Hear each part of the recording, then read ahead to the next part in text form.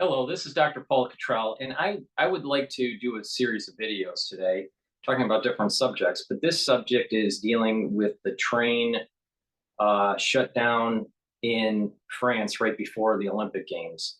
And there's a larger observation that I think that needs to be had here. Most of the news is just focused on the event, the shutdown of the train system, because looks like there were some protesters that were burning signals for the track, and it shut down the system. But I have made a series of videos, some recently, about this concept of the blackout, all right, and the singularity and how they kind of come together. Now you would say, Dr. Paul Cottrell, why are you talking about the singularity with the train shut down for the Olympics? Hear me out on this. It is related, all right? And it's also related to the Blade Runners in the UK dealing with the cameras on the streets and the social scoring in this surveillance state, all right? Now, it doesn't mean that each time protesters shut down a system, it's related to, let's say, artificial intelligence or surveillance technology. They may be protesting for many different reasons, but the Achilles heel of the national security state, the Achilles heel of a society over-reliant on artificial intelligence and a system that is based on some sort of social scoring, is energy, is the conductivity of the nodes. So here we see that you can shut down a major event because people are traveling all over France to get into different locales through the train system. You shut that down and you can't move. Same thing in New York. You shut down the MTA system or the LIRR or Metro North or NJ Transit or the PATH system, you got major disruption. Look at what happened on 9/11, where the collapse of the buildings shut down the whole system. So there's an Achilles heel. Energy and the conductivity of the nodes, the connection of the nodes for these surveillance systems, for the infrastructure of a artificial intelligent type society. All right. The singularity is supposed to happen, based on Kurzweil, by 2045.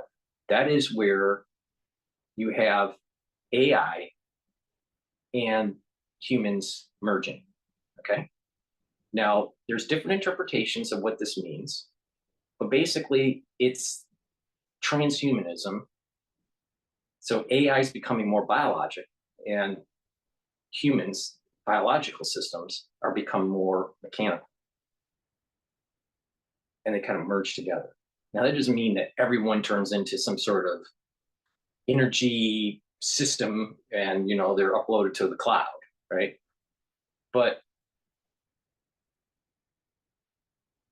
super intelligence kind of comes out of this, all right? And super intelligence probably is going to come out even before that, because it's projected in 2029 or maybe even 2027. 2027 is projected by Elon Musk. 2029 is projected by Kurzweil, that AI systems will be as intelligent as humans. Now, AI systems are faster, not as intelligent, all right? So you're only talking about 3 to 5 year segment before artificial intelligence systems will be more intelligent than a human. And then 2045, where artificial intelligence and human existence kind of merge together, right?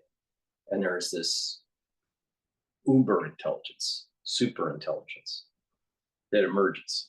Now, there's other singularities that will be taking place during this time period. I did 4 videos about this.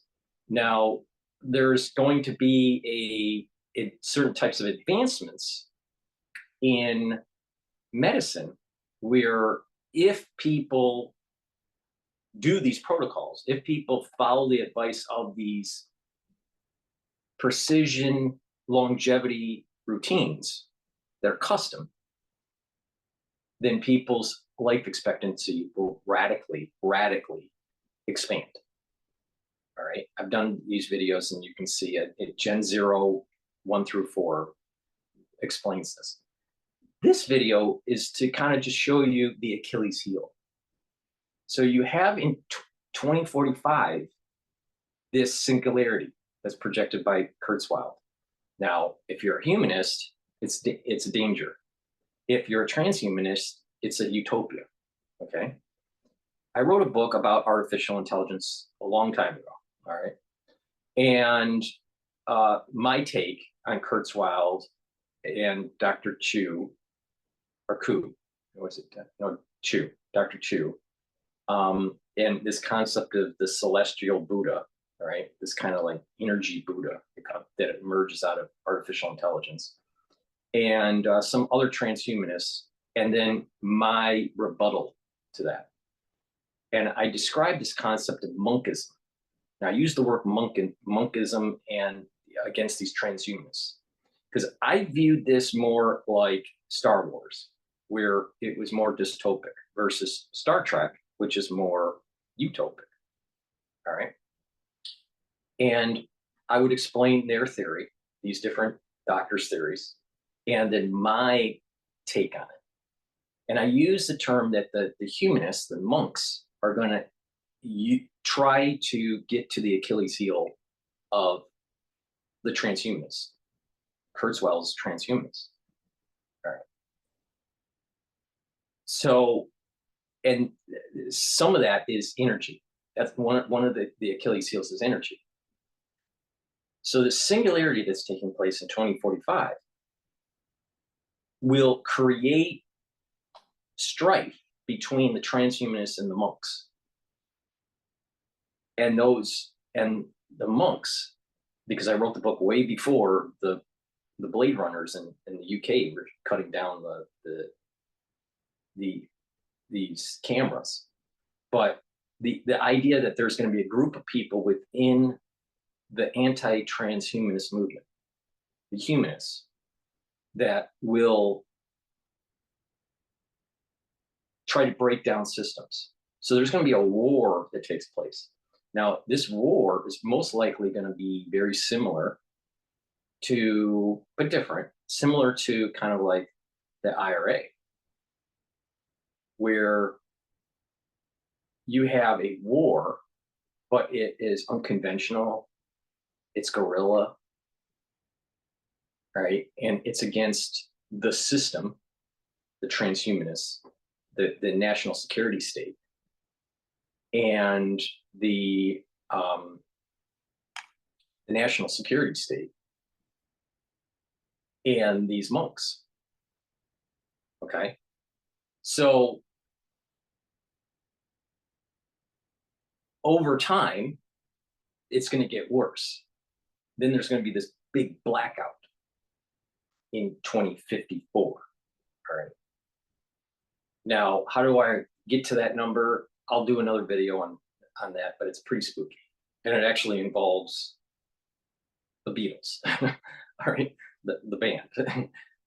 But it's kind of spooky, all right? But you'd be kind of shocked when I tell you that. But the thing is that there's this, you're going to see events like what we just saw with the train system and shutting down certain Achilles heels of society, of the surveillance state, the cutting of poles in the UK, right? These are somewhat benign. We also see this in Hong Kong too. But this is going to get more and more violent, more and more coordinated, more and more strategic as we approach 2045. And 2045 is going to really create this tipping point. And that tipping point will further galvanize a generation that will lead to a actual blackout. We're to kill this surveillance technology, to kill the national security state, you have to destroy the electrical grid. That means killing it. That means all this technology that we have, how we communicate, all that is gone. So there's going to be a reboot. All right. Someone calls the Great Reset. The Great Reset never happened during the whole 2020 crisis. The Great Reset isn't a currency. The Great Reset is not. It is not some sort of pandemic or anything like that. The Great Reset is the blackout, which will take place around 2054. All right. And it's because of the singularity that's going to take place in 2045. So forget about thinking that there was a Great Reset. Will we go to a digital currency? Yes. That's not a Great Reset. Great Reset is actually killing the grid and snapping back to the 1600s. So we're going to be living, we are living in a time where there's a lot of electronic communication and benefit. But there's going to be a time where the humans, the monks, have to kill the grid to kill the AI. That's a key concept. And this is going to happen in 2054. 2054, there is going to be a large group of humans that are going to be in battle with transhumanists. And the transhumanists are energy hungry. This is part of the reason why the tech companies want to buy farmland, because they have to build these servers that are so energy consuming for their AI models that they need to buy land and create these solar farms. In addition, it's not about trying to control the climate or anything like that. That's all a canard. What was really happening here is just the control of land to build solar farms, to be able to feed as an energy source, these servers that are going to be doing these artificial intelligence models. Anyone that has done artificial intelligence modeling and programming will notice that if you write code and you have to crunch the code to create the model, you'll start noticing that there's your hardware, because you can do this in MATLAB, you can do this in Python, and you can do this in Objective-C. You can build all these models in these different languages, right? There's a lot of artificial intelligence modeling that has been done in Python, in R, and in MATLAB. I worked in MATLAB, all right? This is basically the system that I used for my dissertational work. And I was working on machine learning algorithms for trading, right? That was part of my dissertation. So and this is back a ways, right? So when you do these models, even a smaller model, you're crunching a lot on the computer, all right? You're hearing it crunch, you're hearing it, you're feeling it getting hot, the computer and all this. When you expand that out, where you're doing much larger language models, there's a lot of heat generation, there's a lot of energy generated, a lot of energy that needs to be sucked into the system to be able to create these models. A lot of people don't understand that. Every time you type in that chat GPT, that's energy consumption. Every time you're trying to do a Bitcoin mine, that's creating lots of energy consumption. So they're trying to destroy our food source, our food production land, and convert it into an energy source for the AI. So here again, you can kind of see the battle between the transhumanists, the AI gurus, and the idea of humanism. And I chose the word monkism because you're going to need to be in the mindset of a monk, because we're going to be moving into an age, if the blackout happens to kill off AI, if AI becomes an existential threat to humanity, to humanism, all right? And so you're going to have two pieces of humanity that integrates with the AI, which is transhumanist, or you're going to have the humanists that don't want to, humanity that doesn't want to integrate, all right? Those are the humanists, right, are the monks. And these people are going to have to kill off the energy source. So the monks are going to have to actually realize that to save humanity, population reduction has to radically happen. Now, I know that sounds counterintuitive, especially in today's world where everyone thinks that the New World Order wants to reduce the population, so they can control resources and all this stuff. You got it sort of right, but it's flipped around. They want the ones that are pushing AI. They want integration of humans and and this artificial intelligence, transhumanism. They don't want everybody. So they want the calling of humans for them to survive. They really want to destroy humanity and turn this into a transhumanist kind of thing. There's another group of people that are humanists, and they realize to destroy these transhumanists, you have to destroy their energy source.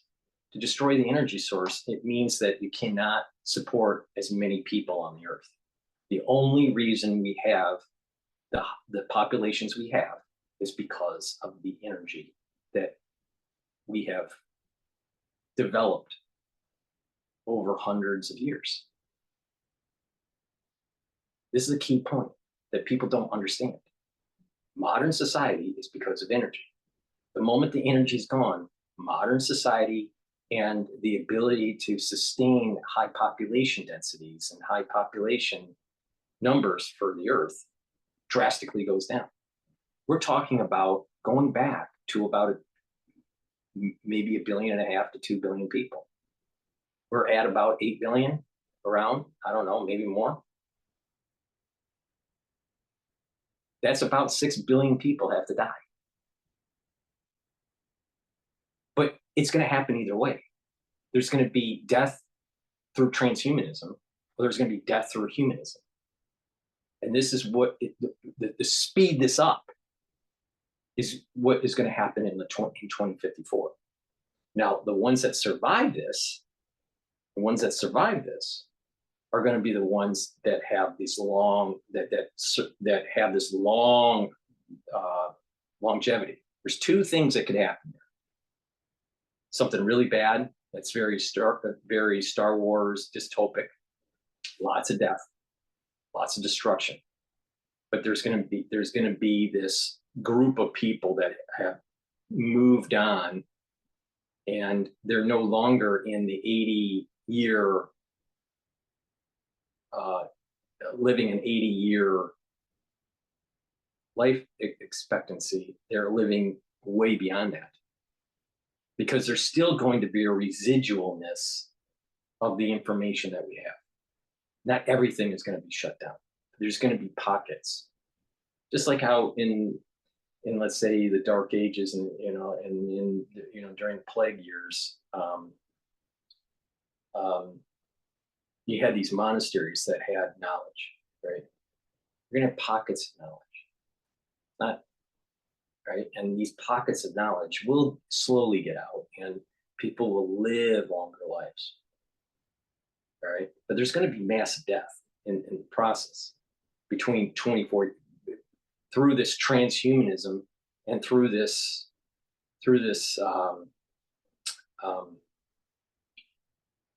monkism, shut it down, blackout that needs to take place in 2054. Okay, So there's going to be a big population bottleneck that takes place. But the ones that get through this bottleneck are the ones that will benefit from the discoveries that are happening now and the residualness of that after the blackout. Now, that's the most probable situation. The other potential path in terms of longevity is that humans circumvent this transhumanist agenda, which is hard to believe, but we circumvent it and we move into an era where everyone benefits from this information, and we maintain our humanity, maintain our spirituality, and we don't need a blackout. But if you were going to throw probabilities on this, I would think that potential path is around 20%. It's probably 80% on the path of the blackout. So, that's why I keep on saying that we're in a period of time that we're marching towards something very big that probably is even worse than in the nuclear age. So with that said, let me play the video from Times Radio about the train wreck. But the key here is that the wreck, train attack, not the train wreck, the train attack on the signal, the breaking of the cameras, poles, they're called Blade Runners in the UK, which I find interesting name. And this idea of monkism, we're starting to see the beginnings of this, right? It's 2024, all right? 2045, it's not that far away. You're talking about one generation, right? It's going to start getting more belligerent about this.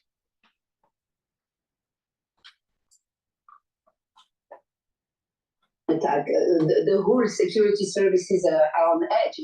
I mean, in Paris, you have this amazing deployment of, I think, something like 50,000 police and soldiers, whatever. But in which, by the way, they managed to secure yesterday's opening ceremony, which was a huge challenge. And you can feel the relief. The Home Affairs Minister was very relieved this morning because it succeeded. I mean, nothing happened. As the sporting action begins in Paris, French security services are braced for the prospect of further attacks on the Olympics after those arson attacks on the country's high-speed rail network. Let's speak to Florence Biedermann, who is a journalist in Paris. Good morning. Good morning. So what do we know about these arson attacks, which were very much described as a coordinated attack? Absolutely. I mean, 4 attacks intervened at the same time around 4 in the morning French time against those high-speed lines in 4 different places, which means they were meant to block the whole traffic, like the northeast, southwest, southwest. One of them was foiled in the southeast because they were making some night repairs, so they managed to see people flee, and it didn't happen. But in all the 3 other places, obviously, it happened, which means that the circulation was blocked for, and it prevented hundreds of thousands of French people who were starting their holiday time to go on their holiday. What is known so far, I mean, apart the fact that it was highly coordinated, massive attack, nothing. There are, of course, suspicions, there are rumors, but the investigators didn't give any solid view on who that could be. And that's $10 can help fund powerful ads to reach undecided voters nationwide. $10 can help on who that could be. And that speculation, I mean, it varies from Russian proxy groups to Iranians to ultra left-wing militants within France. I mean, I even read something about it. Could it possibly be farmers? I mean, it really sounds like they don't know. Well, farmers, I mean, so far in French history, French protest history, which is very rich, farmers didn't do that kind of attack. I mean, they could demonstrate that there could be some violence, but nothing of the kind. There was in the past some attacks against the rail network that were attributed to the extreme left. But again, I mean, it's really too early to say. Of course, since France is one of the nearest Western countries supporting Ukraine, sending weapons, etc., one of the first, suspicion, of course, if you think of a foreign intervention, would be Russia. But again, I mean, as you said, it's speculation, and it's really early to point the finger right now. We were speaking to one of our What is reporters. interesting is how the national security state starts viewing this as a terrorist activity, and how it justifies additional surveillance technologies on its citizens. Now, what is interesting here is that when you do an Olympic game, you have to have a security portfolio, right? And you would think that once the games are done, you don't need that security portfolio. Well, what happens is that these cities end up not ramping the national security profile. What happens is they keep it in place. So there's this scope creep that takes place with national security.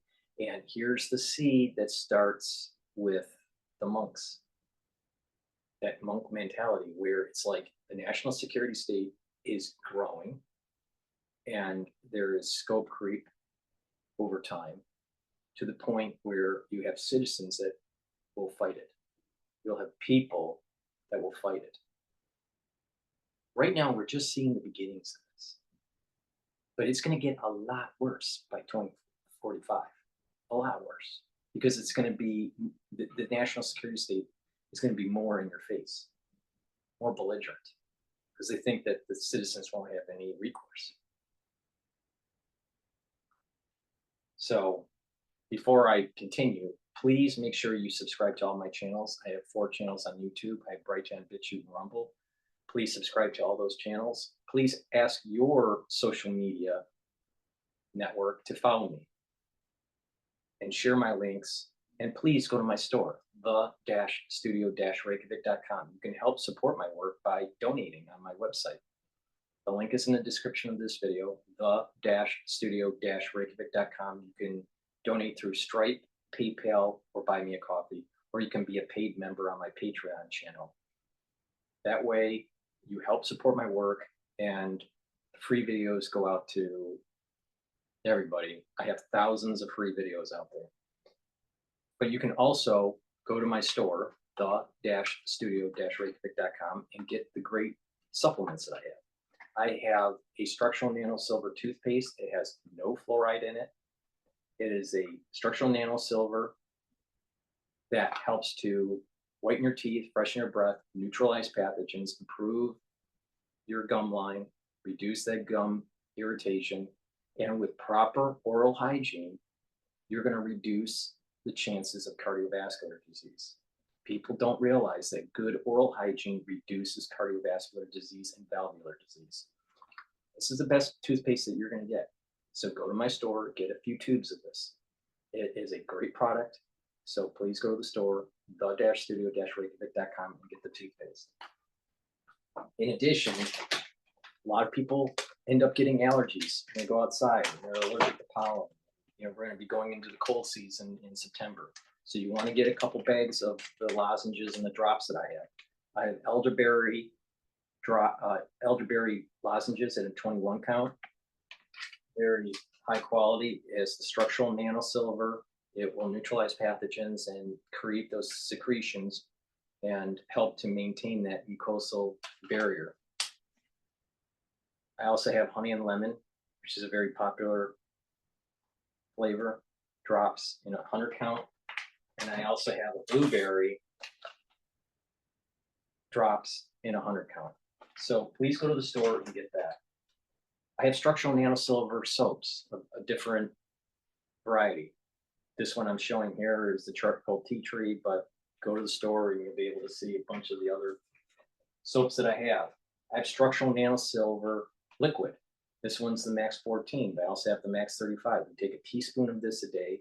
If you're not feeling well, take a tablespoon or two a day. You swish it in your mouth for about 20 seconds, gargle with it for about 20 seconds, and swallow it. This neutralizes pathogens and helps to maintain that mucosal barrier. I also have a 30 ppm liquid, structural liquid. You do the same thing, take a teaspoon of it a day or a tablespoon or so if you're not feeling well. With the liquids, people should go to the store and get these 3 applicator set. Why? Because you can put the liquid in here and just put it in your bag and you don't have to carry a big bottle. All right, so I have these on my store, blood-studio-reykjavik.com. You get a spritzer, a dropper, and a nasal spray. So it's very convenient. You can use the spritzer to spray surfaces to neutralize pathogens. Obviously, the dropper, you can put it in your mouth, right, and the nasal spray. And so this is very useful. And I have structural nanosilver gels. What this will do, now I have 2 types. I have the one in the tube, and I also have one in the container for easy travel. So you just apply this on your hand, stays active for 5 hours. It'll neutralize pathogens. You put it around your mouth, around your nose, around your eyes, around your ears, lightly coat your nostrils, and it will neutralize pathogens. You can apply it on your skin as a skincare at night, and then exfoliate in the morning. You'll notice that your skin is clearer and it's tighter. In addition, you can put it on an abrasion, a cut, a wound, minor burn, and it will heal quicker. So there are lots of things that you can do with the gel to help to support your skin care. If you're shaving, let's say a guy is shaving their face, you can apply the gel afterwards as an aftershave, and it'll help soothe the irritation from shaving. And you'll feel that your skin's cooling down. Same thing, females, you're shaving your legs or whatnot, apply after shaving, and you'll notice a cooling effect, and reduces that irritation, the razor burn irritation. So this is a multi-purpose product. I believe in providing multiple purpose products, because by doing that, it allows you to justify the cost of a product because you can use it for many different purposes.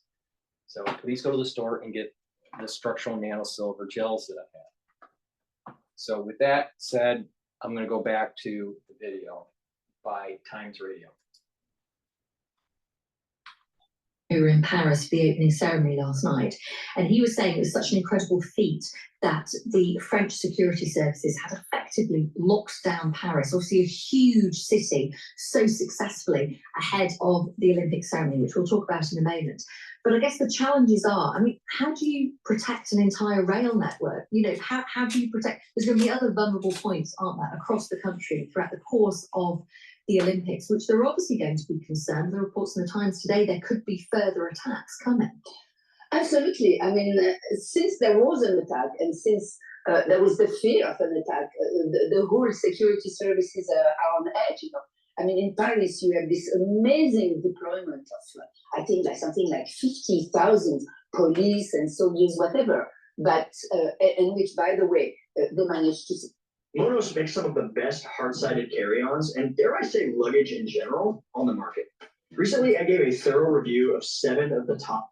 In which, by the way, they managed to secure yesterday's opening ceremony, which was a huge challenge. And you can feel the relief, the Home Affairs Minister was very relieved this morning because it succeeded. Nothing happened.